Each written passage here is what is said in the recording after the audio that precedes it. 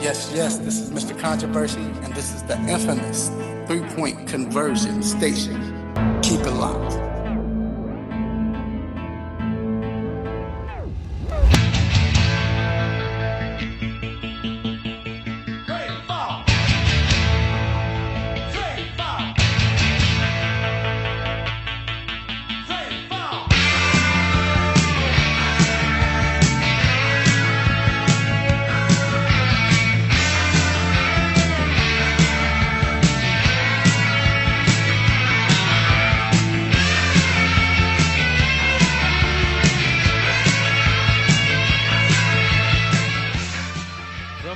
To coast, representing all of the Dog Pound Nation. This is the BrownsTown Podcast.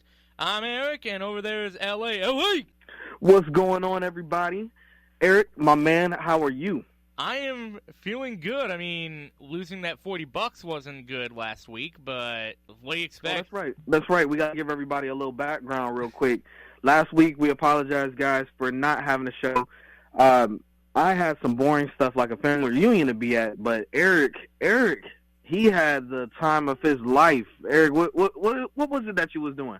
I was in Vegas. It was my buddy's 21st birthday, so he wanted to go all out, so we took it upon ourselves to do a family vacation where we had about 14 of us go up, and we stayed at Treasure Island, which has, everything has a sports betting arena inside the casino.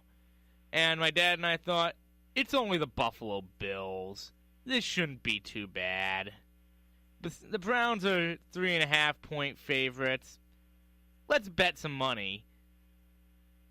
Bad move.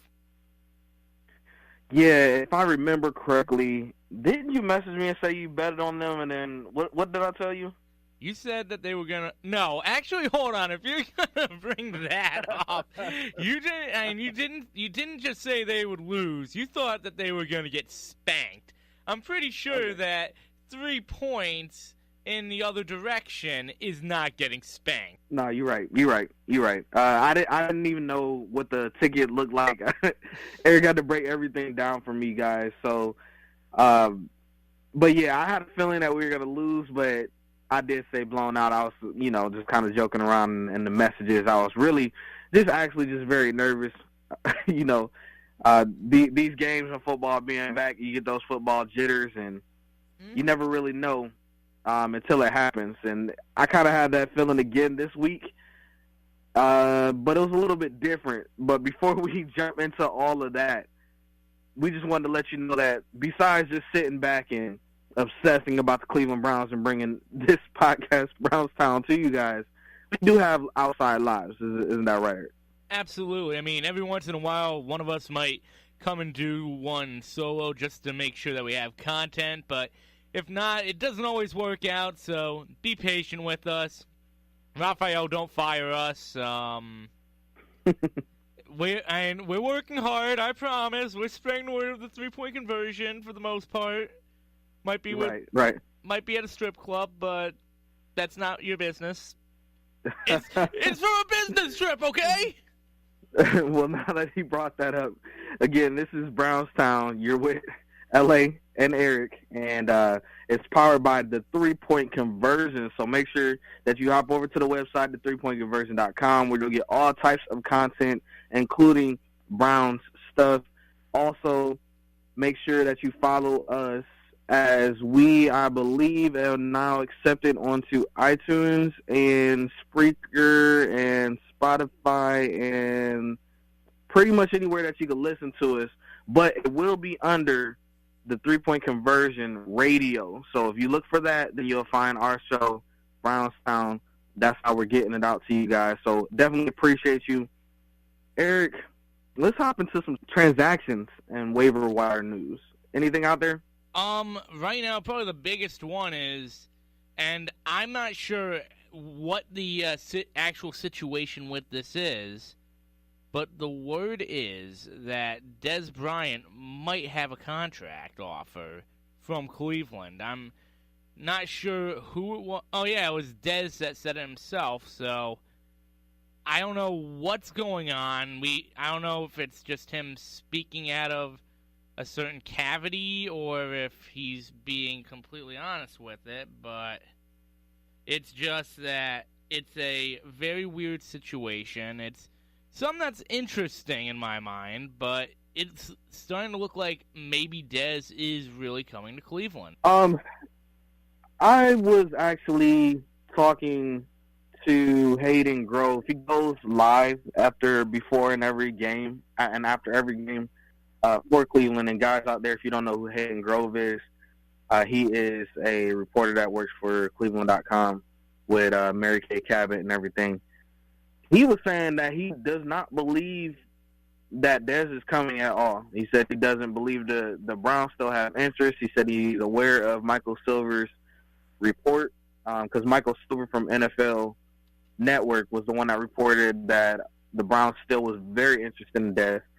I also heard, too, that the Browns offered Dez and that they were basically, the ball was just in his court and whether to accept it or not. Then I also read an article, Eric, and you can tell me if this is interesting or not, but I read an article saying that Dez was basically trying to get the attention of the Patriots. What do you think about that? Honestly, it wouldn't surprise me because they did cut Kenny Britt. Let's be honest, if you need a reason to cut Kenny Britt, it was very...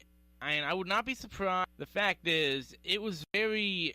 I would not be surprised. I also would not be overly shocked if that's why he was doing it. The fact is, Kenny Britt is just... He's not good, for lack of a better word.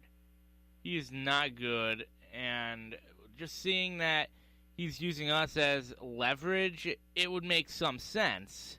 It kind of reminds me of what I feel Terrell Pryor was trying to do with us, but with Terrell Pryor, it backfired twice. Absolutely. Yeah. And I didn't want to believe that either when people said that about Terrell Pryor until it actually happened, because Terrell Pryor, to me, Ohio State, Brown, it was a feel-good story, especially, with him transitioning positions and everything. So, it was a feel-good story. You just didn't want to believe it. You know what I mean? Mm-hmm. I always thought that he would possibly, go to Washington, come right back, because when they talked to him and interviewed him, when he went to Washington, they were like, hey, how do you feel about the whole situation with the Browns? And he kind of put it out there that he has some regrets about it, because I think with some of that had to do a lot with his agent at the time as well. So I thought maybe, hey, okay, he'll come right back to us. And at the time, we were really, really needing some receivers, and I was all for it. But didn't happen that way. And, now he's injured up there in New York, correct? And, non-existent pretty much. So. I mean, he got injured in Washington. Then he had everything that happened this offseason. Goes to the Jets, and Jet fans don't like him already because he kept getting in fight. So we might have dodged a bullet with this one again. Very true. Very true. But as far as any other waiver wire news out there right now, just got an update. Bengals, they cut one of their defensive tackles, Chris Baker. I don't know if you're aware of his name, but he's a veteran on the Bengals. I haven't heard that one. There is one name I actually am looking at, though, that is a little intriguing for a different reason. You probably know exactly who I'm talking about. Okay. His name's Obi Melanfo. Obi Melanfo? He was a safety at the University of Connecticut. Was drafted in the second round by the Raiders last year. Ah, yes, I did see that. And then he just got waived yesterday, I think it was. And, well, my thing is this, why not try to get as much competition or at least stow him away so nobody else can take him in our division? Because kid hits hard. He reminds me of, and I'm probably dating myself here a little bit, Steve Atwater. Okay. Yeah, I remember Steve Atwater. Mm-hmm. I think that's very intriguing. Before the Denzel Ward injury, I would have said nah. There's a lot of corners that we got in our room already. I mean, we could have easily brought over 6, when it came to when the cuts happened. Oh, yeah. But now that Ward's kind of banged up a little bit, it definitely is something to consider. The reason why I brought up Chris Baker is because Chris Baker is a defensive tackle, and I feel like that is one area on our squad that we need some more depth at, because God forbid one of our D tackles go down, like that's going to be huge. Absolutely. I mean, that's the thing. You look at it, it's not a position of strength. I mean, they finally came alive yesterday because Brantley had himself a game, Ogunjobi had himself a game, but then when you get past them, which, if you remember, Greg Williams loves to mix and match pieces. So the problem is, once you get past those two, this is what you've got. Trevon Coley, who is good at times, but he can also get hurt very easily. Jamie Meter. That's really about it. I mean, the other ones, because we had Trenton Thompson, but we let him go. Danny Shelton's no longer here. Right. Mm-hmm. Yeah. And so, like I said, DT is something that I'm definitely looking at, defensive lineman. We brought in Hankins, and it didn't work out there. So it should be very interesting. But we're going to go ahead and take a quick commercial break, and we will be right back with some more Brownstown. Looks like we're going to hop into some Josh Gordon news coming up. Hey, this is Brittany Griner from the Phoenix Mercury, and you listen to the 3-Point Conversion.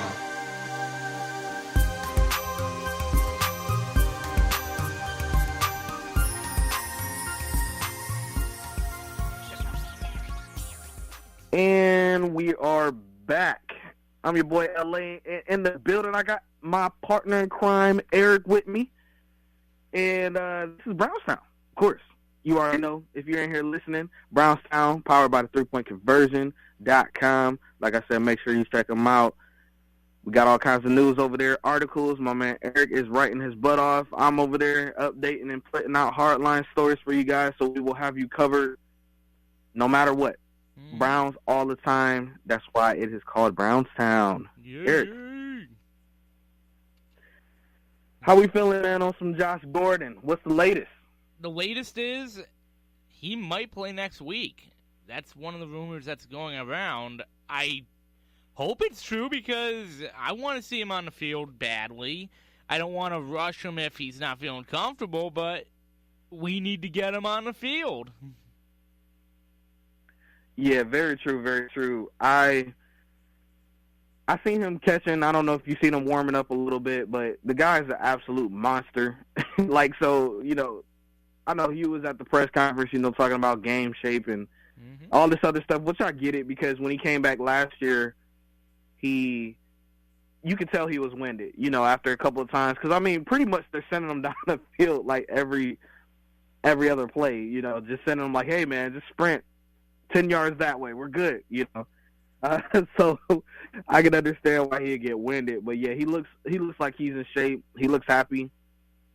And we don't doubt his talent at all. We just doubt how long you can depend on it. But as far as what I've been hearing, as far as, him getting back on the field, they said they definitely want to try to get him in next week for the preseason. Possibly he could start practicing this weekend. Saturday was a day that I've been hearing floating around. But, Ariel, let's talk a little bit about this, man, this Josh Gordon. It's interesting. Do you still have trust issues?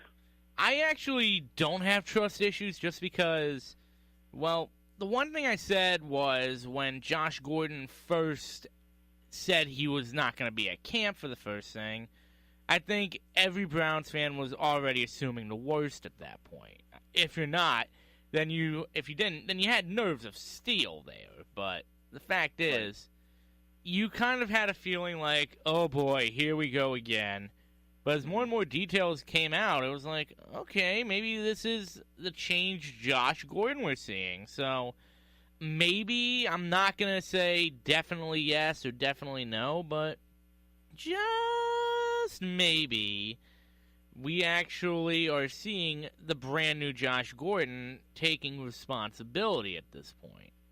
My big thing, though, is I want to see him just ball out just because I'm tired of every Browns fan saying, he's done, his career's over, cut him. Are you kidding me? Haven't we been down this road before?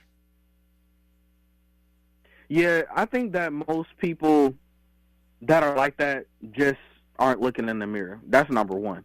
Oh, yeah. Number two is that once they figured out that he could possibly come back, then they changed their tune. Because most people are saying cut him and all of that. That was people that thought he was going to get a suspension, that he was going to pop a positive drug test. It's those people that are really... Haven't you heard that term where, like, you guard your heart, so you always assume the worst and always want... Well, just, they run away from the danger. They're like, well, just get away from me then. If that's how it's going to be, just get away from me. Those kind of people. I feel like the people that wanted to cut Josh Gordon were people that were like that. So I don't think truly anybody really wanted to cut this dude. It's just that they were just, like I said, trust issues, man. Trust issues come in all shapes and forms. Mm-hmm. And I get it. I just laugh. I don't really reply. But it's still something, I guess. But with me, I've been in Josh Gordon's corner. I have the entire time. I really thought like maybe after the second time, I was like, okay, maybe we should move on because we were such a bad franchise at the time, and I felt like we had other options where, okay, we can go and draft somebody to replace this guy. Like we can cut dead weight, this, that, and the other. Mm-hmm.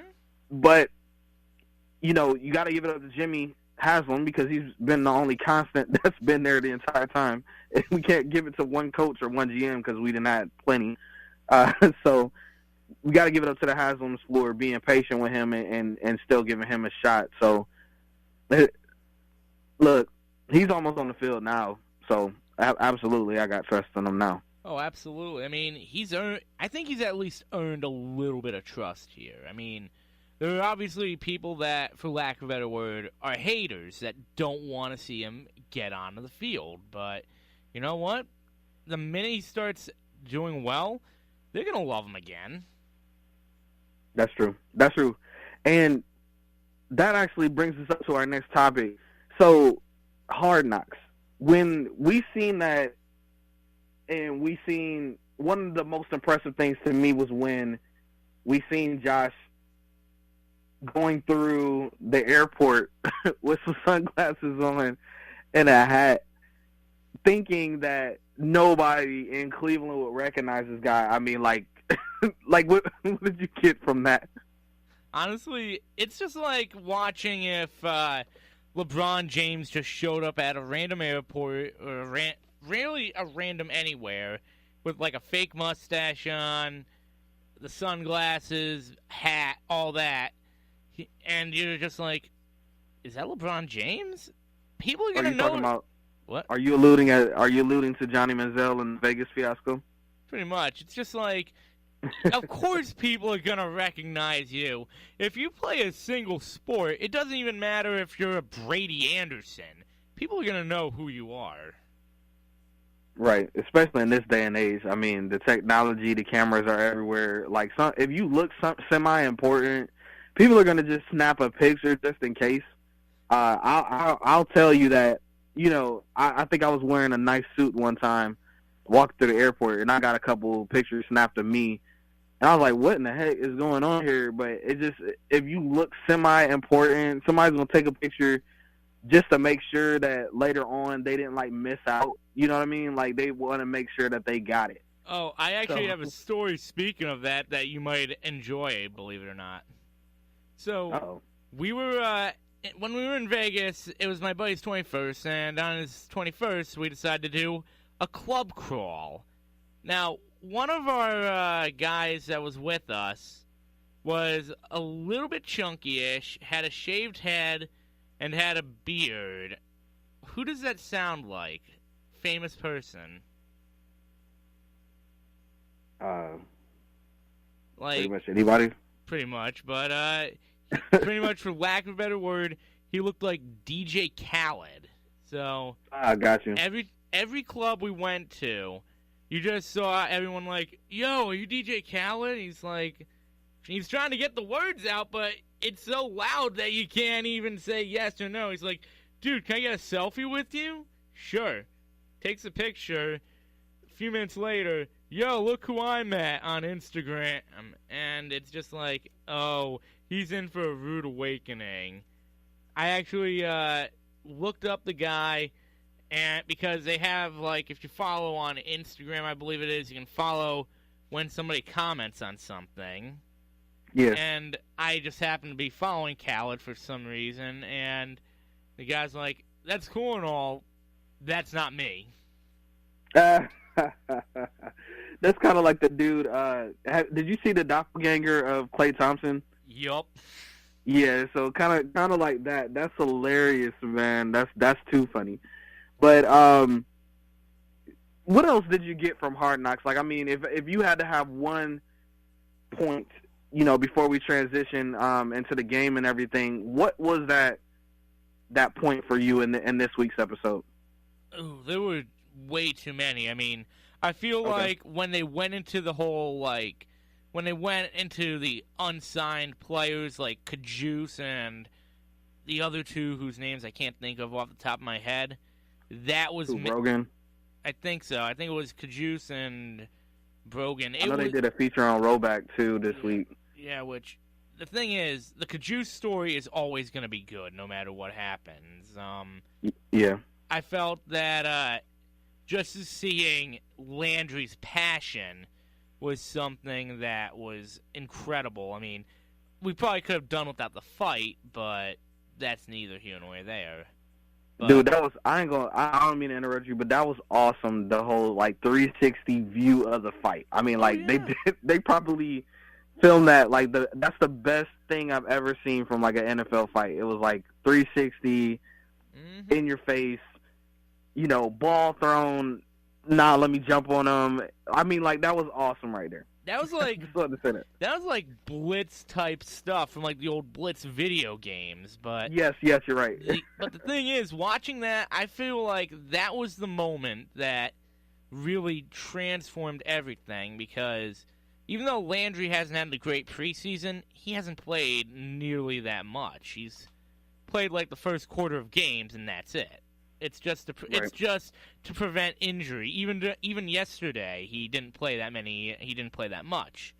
But Terrence Mitchell, I feel like that fight lit something underneath him, because he had a great game against the Bills, had a great game last night. He's gonna be big. Money Mitchell, you might start writing those checks. Yeah, that's true. But real quick, man, we're going to take a quick break real fast, come right back, and I think we need to talk a little bit more about this Hard Knocks episode, because it definitely was a juicy one. I'm L.A. and got my partner in crime, Eric, Brownstown. We will be right back. This is Leilani Mitchell from the Phoenix Mercury, and you're listening to the 3-Point Conversion.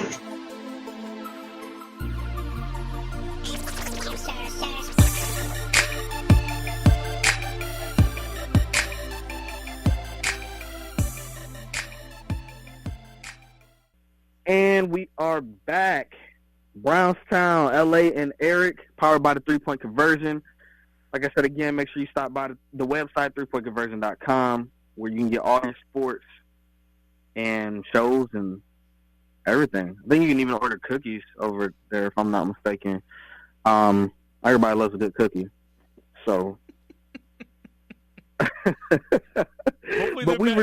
Hopefully they're better than Girl Scout cookies. Yes. Yeah. We were just addressing some Hard Knock moments. Eric just brought up the fight between Terrence Mitchell and Jarvis Landry, and I'm like I said again, I was agreeing with you. I also like how I need to write this stuff down, but I forgot what player came over to him and was like, "Hey man, talking to Jarvis, like, dude, you got to be smart. You got to be smart. You could have broke one of your hands, trying to, like, because, Eric, can you explain this real fast? What's that? What is the point? Why would a player swing at another player with a helmet on? I couldn't tell you. I mean, I know from, like, baseball experience, it's just because it's reaction. It's just not one of those things that happens on a normal basis. I mean, let's be honest. Jarvis shouldn't have thrown the ball at Landry's. Jarvis should not have thrown the ball at Mitchell's head, but the thing is, everything is reaction. If you're dumb enough to try to swing at a player with a helmet, then that's pretty much like trying to ride a motorcycle without a helmet, alluding to another former Brown, but you have to realize it is all reaction. Is it overreaction? Perhaps, but it's reaction nonetheless. Well, just to give people a little background in case they didn't get a chance to catch this week's episode, Terrence Mitchell and Jarvis were going at it all practice. Like, you could see it. They filmed some other times, like, building up the suspense. A lot of the people at the actual practice, because now it's close to the public, were alluding to that as well on Twitter, Facebook. And there was one play that actually Jarvis, I believe he was, like, going for the ball. He caught it or, came down with it. And Terrence got kind of crossed up, or Landry tripped, I'm sorry. Terrence got crossed up and, like, stepped over him, but Landry thought Terrence was stepping on him or trying to step on him. So because of all the built-up everything, Jarvis popped up, launches the ball at Terrence, like, just smacks him with the football in his helmet. And then Terrence they just go at it. So, and then they're rolling around and the team separating them and everything. And then I cannot remember what player said it, but the player went up to Jarvis and said, "Hey, man, I understand you're mad, whatever, but you got to be smart about that. What if you would have broken your hand? This team needs you. You're one of the, you're one of the cornerstones of this team.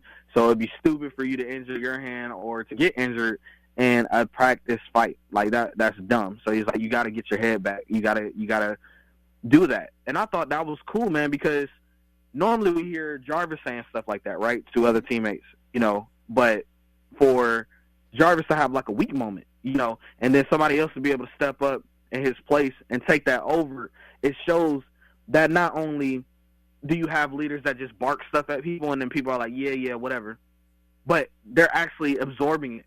Eric, do you agree with that? Absolutely. Just have been thinking about this. Do you know who I think it was that said that? I could be wrong, but I think it was Jabril Peppers, of all people, that said that.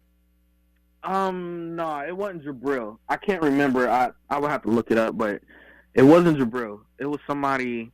I want to say it was Kirksey. It had to be one of the team leaders. I mean, if it was Jabril, he'd probably just be like, "Yeah, also play off the ball by 20 yards, so you're good." And he's not doing that this season. No, I mean, that's a nice transition, sir. Actually, you know what? Before we go to the game, because it was so exciting. Before we move on to the game against the Eagles, of course, we have to address. I know that you picked up a favorite in Coach Wiley. Tell me you don't love that dude. Honestly, you can't not like the guy. I mean, who drives to a practice in a white Maserati? Plus, I think it was you that shared the gif of him playing with his stomach. Yeah. Like, and his stomach kept moving, like, every time he would do it, and it was like a thing of beauty. But another little known fact, I was listening to, I want to say it was Cleveland. No, it wasn't Cleveland Browns Daily. I think it was Adam, the Bull and Fox, on 92.3 The Fan. And they said he actually owns a jet as well. My God. This guy's awesome. He's the most interesting man in the world. Honestly, yeah. I mean, move over, Dos Equis guy. But what? And, it's funny because you look at this guy, he already had one of the best facial hairs I've ever seen. Let's see. You want to hear a really weird thing that I just found this out about? You ready for this? What's that? He has 7 toes on his left foot. Oh, wow. Yeah, he's definitely the most interesting man. Yeah, it says I'm looking at his page right now. It says licensed pilot, accomplished musician, and amateur magician. Amateur magician, yep. And served as special contributor to playbooks on Madden. That's where he probably gets the money from. I mean, do you blame him? I mean, you're making bank when you do stuff for EA. I mean, the product's not always good, but that's depending on who you ask. Hey, look, people still buy Madden all day, so I mean, I haven't bought one since the 20th anniversary edition where they had the NFL head coach with it. I still have mine wrapped up in the package. I honestly opted to spend a little more to get the Hall of Fame edition just because I didn't want Antonio Brown on my Madden cover. Oh, no, I did the same. I did the same, but I made the mistake and actually opened it and was really mad because if I probably would have had it closed, it would probably be worth some money now. So, yeah, I did that. Womp womp. Yep. But let us take another quick break, Eric, and then we will be back with the game against the Eagles, the good, the bad, and the ugly. We'll be right back. Hey, I'm Diana Taurasi from the Phoenix Mercury, and you're listening to the 3-Point Conversion Radio.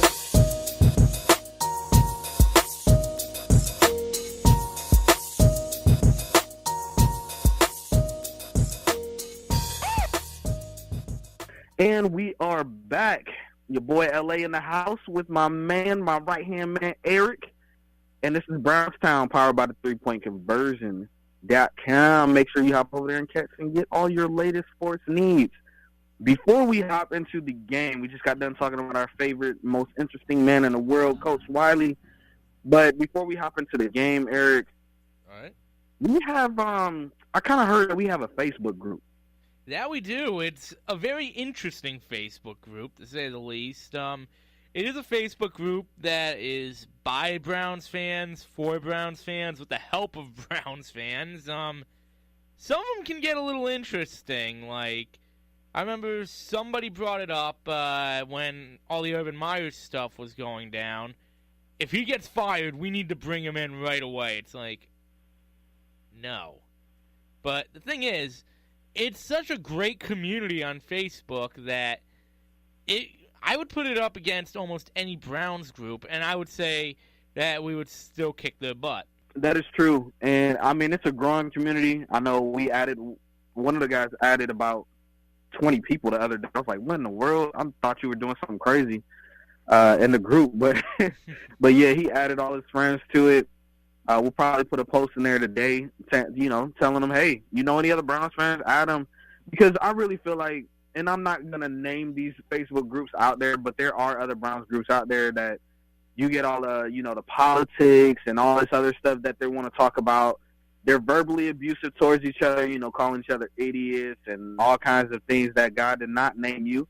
And, just arrogance and stuff, because they've hit in that number of certain people that's in their group members, then they just feel like, we are bigger and better than everybody else, which is not the case. And I promise you that our group will never get that way. If it does, I'm guaranteeing that me or Eric will probably shut it all down if it gets to that point. Oh, yeah. I mean, that's the one thing I also do love is that everyone does contribute as well. I mean, there's one group, I'm not going to name names, that pretty much if you don't agree with them, they shut you down almost immediately. Right. Delete your post out. It has to be them that's posting it. If it's any kind of Browns breaking news, nobody else can get it in there. I mean, I was able to get some posts in there, but I know before, because they were seeing the 3-point conversion, they're like, oh, that's not credible and all this other stuff. And I'm like, dude, but that's something that we went through as far as building up the 3-point conversion name. Now we're starting to get that respect in that household name, especially being at all these events and covering different things, and also seeing that the information that we post is actually true. Mm-hmm. We're actually starting to get that credibility even more, but that was probably like a year and a half ago, if not more, because I just stopped really trying to post the groups anymore because people will be like, oh, that's fake news, and then all of a sudden they get the ESPN alert like 3 minutes later, and they're like, oh, okay.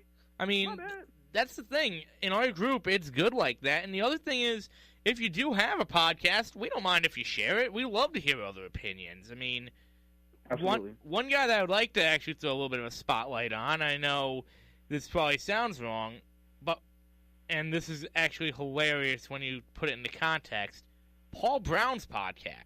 Paul Brown, UK? Yep, UK Paul Brown.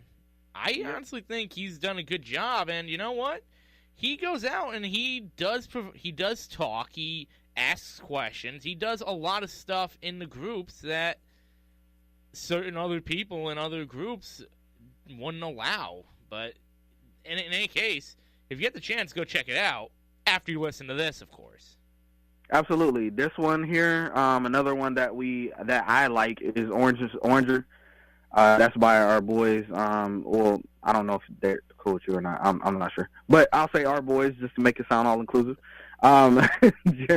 Jeremy and Akron, which I'm pretty sure you know his Twitter name because he's just getting blown up like crazy.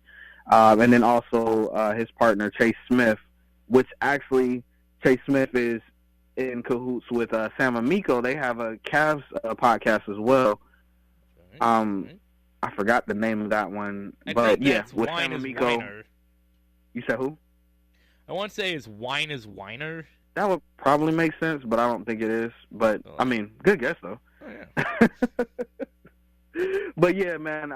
Yeah, those are some other good ones. Like I said, we are definitely friendly. We have no problems with sharing, committing. You know, whatever we need to do, partnerships or whatever like that. So if you have a business, if you have a Browns podcast, if you have just any kind of business or anything like that, and you want me and Eric to, you know, if you want to partner up with us, you know, sponsors, any kind of exposure, anything like that, definitely hit us up.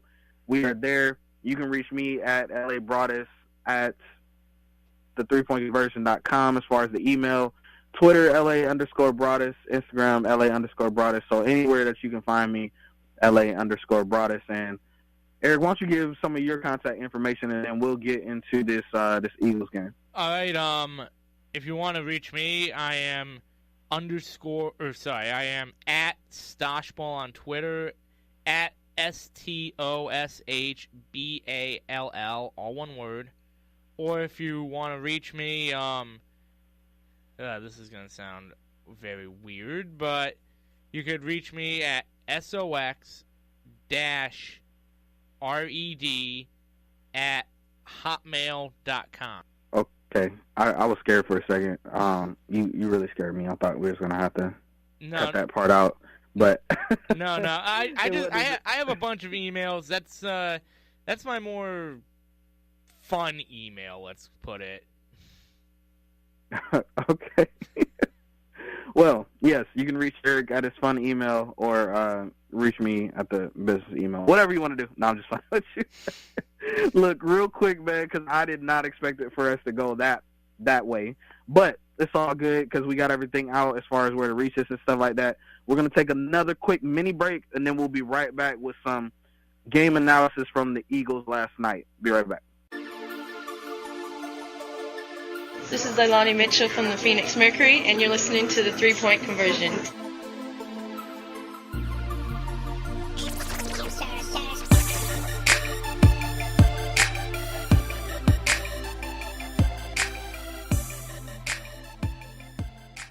And we are back. LA, Eric in the house, and this is BrownsTown. Yes, powered by the 3pointconversion.com. And we just got done talking about HardKnocks and talking about where to reach us and emails and all kinds of good stuff. Addressed some of the Josh Gordon and when he would be back on the field, so make sure you check that out if you missed that part. Also some transactions waiver wire news. But now, the meat and potatoes of the show. Well, actually, no. Yeah, I like potatoes. Yeah, meat and potatoes. Meat and potatoes of the show, the game against the Eagles, man. Wow. What a exciting game. Would you agree? You know, I know a lot of people say that offense is the most exciting thing, but I'll be honest. Watching that defense yesterday, well, in my case, listening because I had the game on the radio, it was probably some of the most exciting football I've heard. I mean, you didn't know what was going to happen whenever Nick Foles had the ball. And if you were listening, 4 turnovers in the first half, if I recall. Yes. But I mean, yes, 4 turnovers. So with this game, okay. So I since you're already in a row right now, so you would say the defense is your good from the game, right? I'm gonna say it. Yeah, I gotta agree. I mean, running backs are close just because when they were on, they were freaking on. Like, they were breaking at least 15 yards apiece.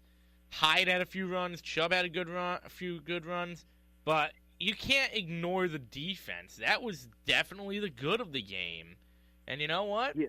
It's about time we saw this defense wake up. And I'll be honest with you, this is probably the best Browns defense we've seen in years.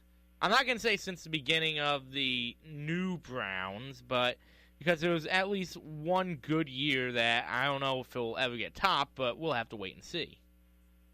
No, you're right. And just to kind of piggyback on that, we had not only Agba and Ogunjobi recovering fumbles. We had people flying all over the place. I know Terrence Mitchell was one of them that I could recall just smacking the heck out of a guy and making him it was their running back.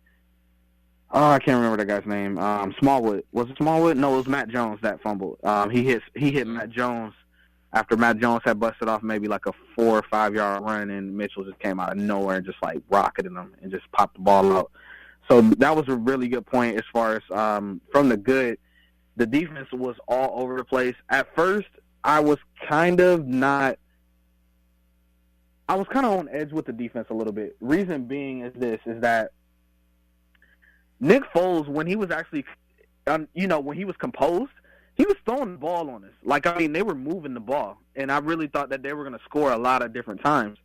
But it was like every time, especially like at the goal line, him throwing the interception that Jamie Collins was able to get, we were able to bait him. It seemed like, I don't know if it was like Greg Williams was like doing like the old bait and switch or whatever, but, they would carve up chunks of yardage on us, and then all of a sudden it's like, boom, we got a turnover. I mean, did you kind of feel that way? I did. I mean, there was one moment in the game that everyone was obviously talking about. It was probably the game-changing moment of the game, but a lot of people have been talking about the first Myles Garrett sack, which was the safety. I mean, the thing is, right, when you look at this, whenever they got even the slightest bit of pressure, Foles was just... Nick Foles looked like the Nick Foles from the St. Louis Rams. Not the L.A. Rams, the St. Louis Rams at that time, but right, he looked like that. And then they were like you said, when he was composed, he looked spot on. But the problem was, he was inconsistently in those situations. So, if that's the case, I'm feeling very comfortable with this defense. Yeah, that's true, because one is that there's not, in our division especially, there's not that many quarterbacks that can sit there and really dice us up like that besides Ben. Everybody else, I feel like, we're not going to really have to worry about them tossing the ball over the field on us.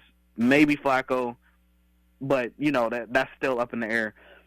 But, again, with Ben, even with him being able to slice us up like that, Ben can't really move like that anymore. So we get pressure on him. And remember, Miles said this when he came out of the draft, and I know Miles is really focused on this because he didn't get to do it last year, is that Miles wants to sack Ben Roethlisberger. And who's going to tell Miles that he cannot? I mean, are you going to tell him that? Exactly. I mean, the thing is, when you look at this, you don't tell Miles no. I mean, unless he's going to rob a bank. Actually, right. You know what? If he's going to rob a bank, just let him do it, because the dude's big enough that he could eat you, so. Yeah. Now, speaking of bad, what was the bad that you got from this game? I know a lot of people are expecting me to say Baker. That wasn't the bad. The bad in my mind was the penalties. There were still dumb penalties that are being committed. It's gotten better over the weeks, but they're still making them. it's just like you can't do some of these penalties and still. And what made it worse was it was the second half where there were penalties that probably shouldn't have happened. I'm going to have to disagree with you on that one, man. The penalties, actually, I don't know if you knew or not, but we only had one. I thought that was only the first. Okay, so maybe I'll change mine then, if that's cool with you. Yeah, because I was going to say the only thing, my bad was going to be... Go ahead, man. Well, actually, you know what? This is what I wanted to talk to you about. My bad would be our special teams as far as return kicks and punts. I'll be honest with you. Come to think of it, my bad is actually the opposite of it. I mean, the kicking, because how many times did, I think his last name was Anderson? Whoever the returner was, he carved us up big time. But, honestly, the whole special teams on punts was just not that great. Yeah. Our returns, for punt returns, it was two punts that we caught. We only returned them for 14 yards. We had 2 kickoff returns, and we only returned them for 40 yards. So, and I've been seeing that over this preseason. It's not looking good, and it's kind of puzzling to me because we have Josh Cribbs that's actually coaching and everything, and we know how much of a dynamic returner Josh Cribbs was, if not the best Browns returner that we've ever had in the franchise. And nobody's busting out yet. I don't know. Kind of back in the day, you would know that a guy was on the team because he primarily did that only, right? So you knew that Josh wasn't going to be on the field, in a wide receiver set because that wasn't him. Sometimes we'd see him on the field and they would throw him in on maybe a trick rush play or something like that, yeah. But outside of that, you knew that Josh was there to return kicks, right? Mm-hmm. Now, it's because of, trying to trim down, I don't know, cutbacks, whatever you want to call it, they don't have a primary returner anymore. We've seen Jabril back there. I forgot what the other guy's name was. I don't know if it was Scott. Yeah, I think it was Damari Scott. Yeah, Damari Scott was back there. But there's nobody that's really just popping out, and I know that we kind of was hurt a little bit because of the fact that they want Callaway back there as well. So with Callaway being out, which I've heard was he had some growing issues going on, some soft tissue stuff, but we wanted him back there as well. But still, at the end of the day, I'm not seeing much out of this part. So if there was something that I had to be critical about as far as bad, not ugly yet because we have ugly coming up, but bad, I would say the returns. That they're just not busting off the plays that we want them to bust off. That's exactly it. On my end, I just remember watching, the kick returner's name is going to annoy me, but in any case, I'm seeing him break off 20 to 30 yards per time. There was one guy I remember that I think dove too early, and he ended up getting an extra 10 yards. Why is it that whenever we how is it that we can kick the ball and get it to, the 5? Because, don't get it twisted, Colquitt's looked good, and Justin Vogel's looked really good. Yeah, there's definitely a competition going on there. Oh, yeah. I mean, a lot of people wanted to bring up the kicking competition. It's not even close right now, but the thing is, when you look at it, we can do that, but yet we can't cover a simple punt. That's where it's going to kill us, because what's to stop the Steelers from pulling their old trick and putting Antonio Brown back there? They'll do it. They're not afraid to. Yeah, that's true. So that was the bad. What's your ugly? Oh, the ugly. This thing was what caused me to rip my hair out last night big time. Okay. Some of the offensive play calling. Okay. I'm sorry. I can understand why we're doing it, because last night was to focus on short yard gains and screens. But we're in the red zone. Why the heck are we running 4 pass plays and then putting Tyrod literally out to dry, and he ends up sustaining something that we thought was going to shelve him for, I'll be honest, I thought it was going to be the year. Yeah, I thought that was the season right there. The way that he fell, just looking at the replays, I mean, it was nasty. I have no clue how this man was able to get back in there unless he just got his whole hand cut off and then they put the Luke Skywalker hand on him in the back and he was able to come right out. No problem. I know technology is actually getting better, so I don't know if they were able to do that. But the way he fell, I thought that was it. I mean, my heart dropped. I felt sick. People was texting me, talking about, man, I'm so sorry. Like, sorry for your loss. I mean, I'm like, they had like somebody had died, man. Like, it was over. And I know that everybody, and the crazy part, right, is this. What? Everybody was calling for Baker to get, reps with the first team and wanted him, Baker needs to start, right? But as soon as Tyrod got injured, I did not see one person say, oh, I'm so happy it's Baker time. People said, okay, well, we're going to have to go ahead and give him the time with the ones because Tyrod's injured. But nobody, how like back in the previous years, when that guy that was ahead of him went down, we were able to see that next guy come up, and we were all rejoicing and saying, yes, we can finally take a look at our rookie and see what he does because we thought he was better anyway. Nobody did that when Tyrod went down. They talked mess about Tyrod, but nobody actually was happy when they seen Tyrod get injured like that and see Baker have to come in. Like, that was the thing. I mean, I think it's a combination of that. I think it's also a combination of this is a bad spot just because, and I hate to even play this card, that was a bad move, I think, also on Hugh Jackson's part because this is why you got to give him at least a little bit of practice with the first team. Look, I understand that everything that's going on. You want to start Tyrod. We're going to start Tyrod. We're going to do everything with Tyrod. He's our guy for right now. Baker's the future. Well, don't you think you should take at least a couple snaps during practice with the first team just in case this happens? Because, no offense, but when you watch that Bills game, do you really want Drew Stanton in there? Man, yeah, Drew looks really bad, and I mean, like Drew actually does look like that old man now that you got to just be like, yeah, well, back in my day, and I love him being in the locker room because it brings that mental stability, that calmness, because I've seen interviews with him, and he understands his role. He knows it. No problem whatsoever, and he's cool with that.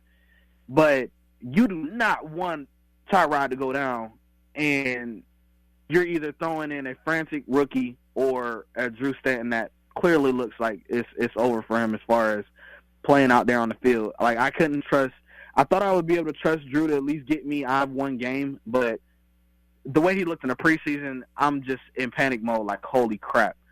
So, yeah, and again, like I told people last night, Baker has some throws. I mean, there were some throws that I was just like, yo, that is amazing. That's a great throw. And then there's other times where I'm like, yo, he's still a rookie. So, a lot of times I was just like, look, be patient with Baker. I know everybody was like calling for him to start week 1. I was like, yo, you're crazy. That's crazy. That's stupid. I really feel like that him sitting a year, this will actually make this dude really, really good. I mean, because he has the throws, but there are some times out there where you're looking at him and you're like, I can tell, yeah, you're a rookie. And we get it, and it's okay, and it's fine. Be a rookie, relish it. Just like how when you tell kids, right, when kids be like, I want to grow up. No, little kid, sit your butt down. You're not ready to pay bills and go through all the stresses of being an adult. You're just not ready yet. And so that's what I'm telling Baker. You're a rookie. Sit down. Your time is coming. We've already acknowledged that. I mean, the great thing about Baker, I will give him this credit. I love the fire he has, obviously. I mean, I'm not going to accept being the guy that second string. That's a great mentality to have. And you know what? I'll even say this. The throws need some work, but those come in time. What I was really amazed with Baker was I have never seen us have a quarterback that was so composed in my life. That was a Brown, but in all honesty, good move. I think, but you know what I'm saying. Absolutely. Well, in case you guys missed it or anything like that, the Browns did win. We are 2-1 in the preseason, so woohoo, let's go. The score ended at 5-0, so we were able to shut out the Super Bowl champs, which was another good thing, a really good thing. And we were able to put our little spin on it, the good, the bad, and the ugly. So, Eric, any parting words for our people out there? My one parting word is Browns. It's good. It's a good time to be a Browns fan. It is a good time to be a Browns fan. So I'm excited. Catch us next week as we will dissect the next preseason game, the last one, and also talk about some more Hard Knocks and anything else that might come up during the week. If you are just wanting and hankering for our coverage and our analysis and talks and everything like that, make sure you catch us on Twitter at BrownsTown USA. We are on there. You can tweet at the account. You'll get me or Eric. It doesn't matter, or maybe even both if we feel like it's really compelling. So just tweet at us there, and we'll get back to you. We should be starting up some more things pretty soon on the 3pointconversion.com. Like Eric has a great Browns mailbag, and it's been popular and it's rolling. So we're happy for that. And like I said, you'll get all of our analysis and everything there. But until next time, Eric. Yes. I'm going to miss you, man. I'll see you next week, brother. This is BrownsTown with Eric in L.A. Powered by the 3pointconversion.com. Cleveland rocks, Cleveland rocks, Cleveland rocks.